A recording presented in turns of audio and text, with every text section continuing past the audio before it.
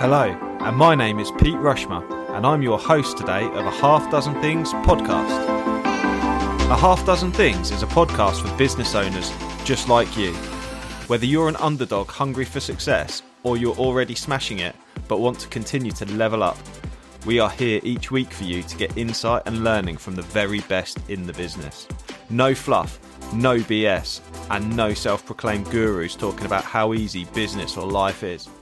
Hello and welcome to this slightly earlier lunchtime live, which is what I've called it, Break and Docky at 11 o'clock. I'm slightly early on the call, but here I am ready to speak to people. And hope you're well. Happy New Year to people who I haven't spoken to certainly since the New Year. And I keep saying, when do you actually stop saying that? When do we stop saying Happy New Year to people? Anyway, that's not going to age very well when I end up getting this recording on the podcast. So shrug my shoulders. The editor's going to be getting frustrated with me. I always end up affecting the podcast in one way or another by letting people realise when it happened. But here we are in January, and do you know what? Because it is January, here's a timely session for me. I focused our break sessions, certainly the lunchtime lives and today's coffee and docky break, around the fleet sector and the transport sector that we operate mostly in. However, today I wanted to sort of reopen the discussion around mental health. Those of you that know me will know that I am also a mental health training instructor for mental health in the workplace, and that my business flagship partners, we offer mental health in the workplace training too. I offer it, and then also we have an awesome trainer called Susie who also offers it as well. Martin's dropped into the chat. Hi Martin, hope you're well. Long time no see since this morning. Hope you're good. And this session I wanted to really talk about and start to open up, certainly this session and the next session today, about anxiety, and next session around depression. Last week I posted, as we were sort of due back to work after the new year, everyone had an amazing Christmas break. Certainly I'd had an amazing Christmas break, really unwound, phone hadn't rung, everything was sort of very, very relaxed, and it was really, really tricky and felt very difficult getting back into the office and getting back to work. So I was feeling sort of really uneasy about it, and it really sort of got me, and I noticed it, and it really sort of affected me. So I think if I feel like this, and I posted about it on LinkedIn, and I think a lot of other people felt that way too. So I thought this was a really timely situation to just talk about a bit about anxiety, my understanding of anxiety and how it affects me. Whilst I'm a mental health instructor, I'm not a counsellor. If out of listening to this, you feel like you do need some specialist support, I certainly recommend speaking to your GP about it. Hey Susie, thank you for the mention. You're amazing, Susie. I must get you on one of these soon. And obviously, Susie does a lot of the mental health training for Flagship, and she's absolutely brilliant at what she does. So I'm really pleased you're listening, Susie. But certainly around anxiety, I think I can only really speak for sort of how I experience it. And, I've not got severe symptoms. I don't necessarily speak to the doctor, although I do recommend if it's really starting to affect your day-to-day life, then that is something that you probably do want to explore with your doctor and maybe get some additional support with. But I do what's called NLP. That's how I've met Susie as well, through my NLP coach. And that's called Neuro-Linguistic Programming. Absolutely amazing. There's other techniques as well called cognitive behavioural therapy, so CBT, which is very closely linked, and it's about changing the patterns about how we think and feel, and then also behave, and how we process, how we manage things. So I've invested money and spent a lot of time in interestingly, actually, when I finish this, I'm off to go and see Bevis Moynihan, my NLP coach. Shout out to him. Maybe he's listening. I don't know. But if he's not, hi Jane. Good to see you. Clapping away there. So we're looking forward to talking about this with people, and hopefully with my reach in the fleet sector and the transport sector, we can get certainly guys talking a lot more about it, because I think this affects us guys much more than we're willing to let on, and we're willing to talk about. So hopefully, if I do my bit willing to talk about it, then hopefully other people will as well. So what is anxiety? Well, generally speaking, I think pretty much everyone will feel anxiety at some point in their life.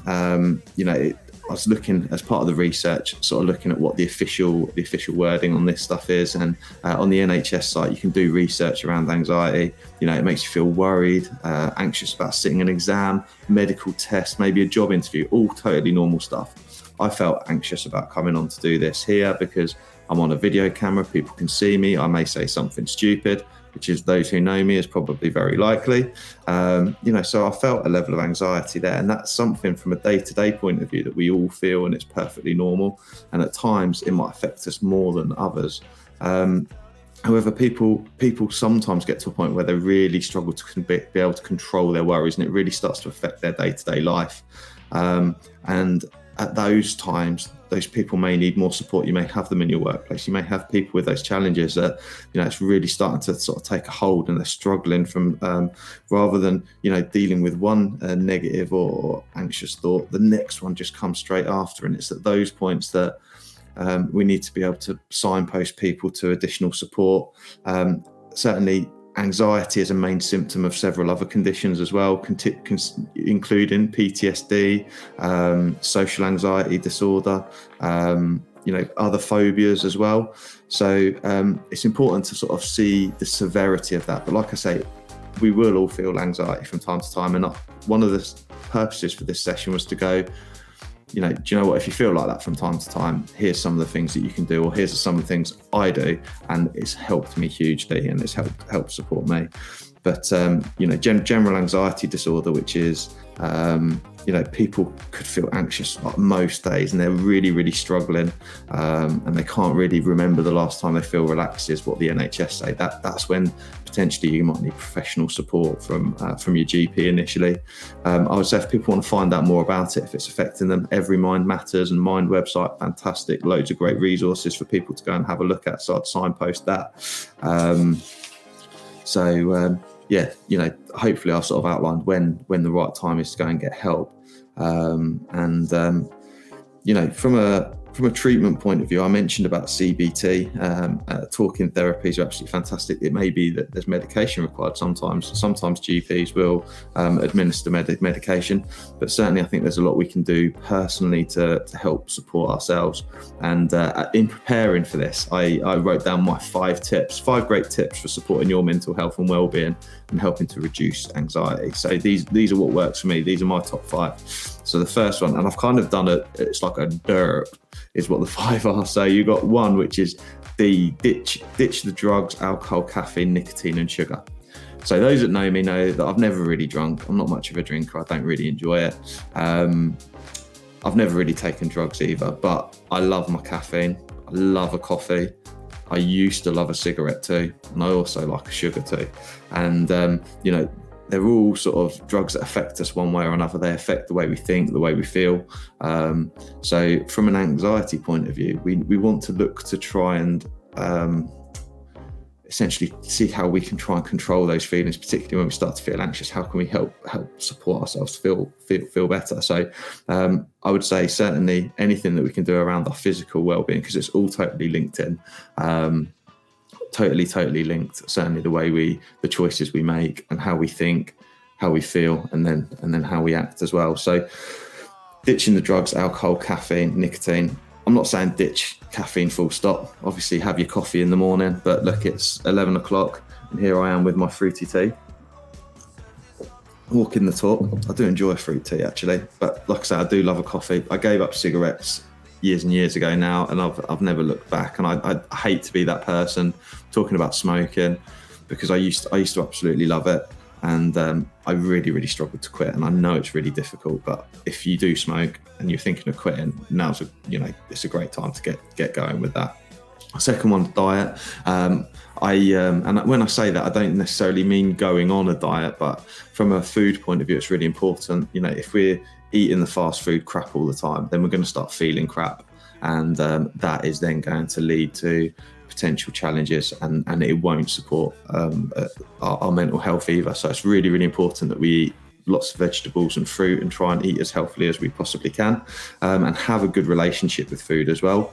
I'm certainly guilty. I've not had the best relationship with food when I feel stressed, and I've realised through the investment I've made in sort of my personal development, I've realised that I get stressed regularly. I do things like this which are stressful. I go and meet clients, I carry out training. There's nothing more anxiety inducing than going training. I remember the first ever session that I ran, I literally thought I was going to go to pieces. I was sweating, I was stuttering. I didn't know how on earth I was going to manage to cope delivering the training. And one of the things I do when things get stressful is I choose to eat the wrong foods. I eat what's readily available rather than what I plan to eat. So I think the second step is diet. Think about the diet. The third one is exercise. So this is a really important one, particularly for me. I love getting outside. So I was up early this morning. I was up at 4. I was doing some work. I went and had a networking meeting, and then I came back about 9ish, and the sun was coming up, and I just got outside and went for a walk. I was feeling a bit anxious about doing this session, being honest. And it gave me the opportunity to think and what have you. The sun was coming up, sun was coming out, and it was absolutely lovely. And took the dog out, and it was absolutely brilliant. So I do recommend getting out, doing some exercise, no matter what your physical condition is. It's really, really important. You know, I do go to the gym and exercise 45 minutes to an hour. I don't think it needs to be any more than that. But by exerting yourself, I think that helps to keep you healthy. It helps things ticking over. And if things are really starting to bother me, there's nothing better to really clear my mind, get the good, get the good chemicals in my brain pumping, the happy chemicals, the happy hormones, I call them. I'm not going to get sort of any more technical than that on this session. But those happy hormones will start pumping once you get on a bike or go for a run or whatever it is that you may do. The benefit that'll feel, if you're feeling a bit anxious, if you're feeling worrisome, if something's bothering you, it's a really good idea. Get out, get exercise, and exercise on a regular basis. Hi, it's Pete from Flagship Partners. We're really proud to sponsor a Half Dozen Things podcast. At Flagship Partners, we take road safety really seriously, and we're your road safety partnership. We help transport companies with compliance and training across their businesses, including first aid, driver CPC, and other transport management services. So if you're FORS accredited or you want to improve your operator compliance risk score, give Flagship Partners a call today. Basis. The fourth thing, and I'm really guilty of that. So we've done drugs, alcohol, caffeine, etc. Diet. Third is exercise, and the fourth one's rest. And making sure we get a good level of sleep.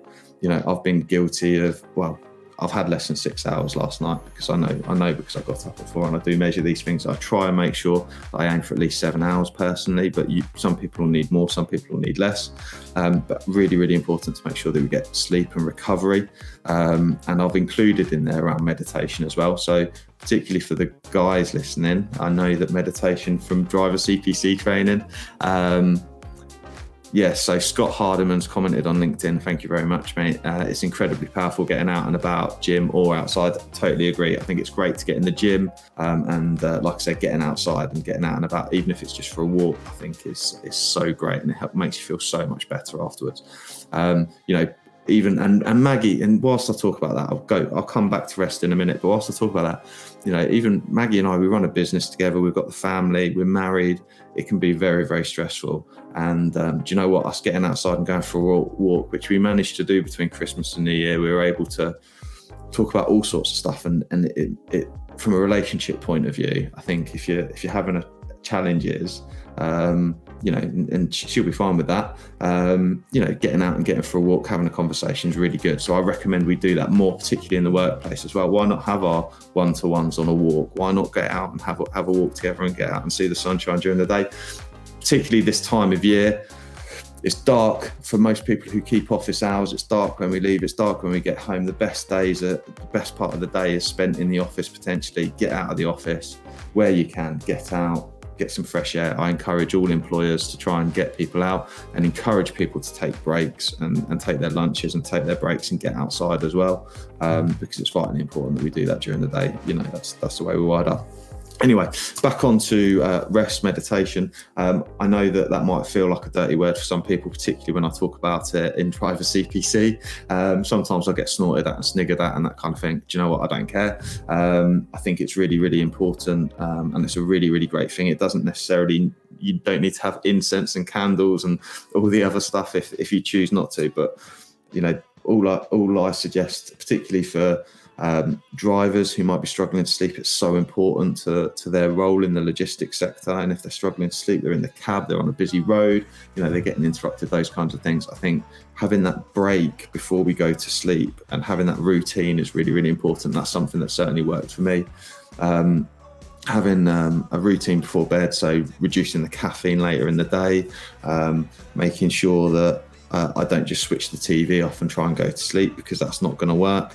I try and limit the news, and just things that can keep me mindful. I'll listen to music, I'll listen to guided meditation, I'll listen to YouTube videos around meditation and those kinds of things to help me to fall asleep. And I find that I wake up much more relaxed and ready for the day, which I think is really, really important, particularly when we talk about anxiety. And then the fifth one's a little bit left field, and that's more around personal development and how important that is. And I've included in that fifth one, because otherwise we'll end up with a list of stuff, right? But from a personal development point of view, I think it's so important for us to seek to understand what makes us be the way we are. So what is that pattern that I'm running? Why, when that happens, do I feel like this? And starting to recognize those things and learning and reading more about emotional intelligence and understanding ourselves more. But also what I've included in there is around having a narrowness of our focus. So all the time we try to be all things to all people, and people can get hold of us numerous ways. And I think one of the things I've learned on the personal development journey is I can't be all things to all people. I can't support everyone all the time.